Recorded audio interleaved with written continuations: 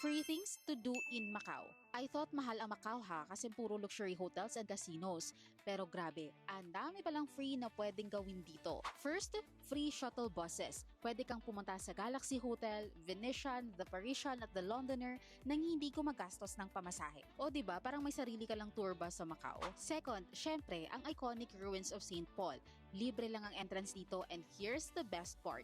Sa paligid nito, ang daming stores na nagbibigay ng free taste ng cookies, jerky at pastries. So technically, may free snacks ka habang nagtutour. Third, alam mo bang free din ang cable car sa Wynn Palace?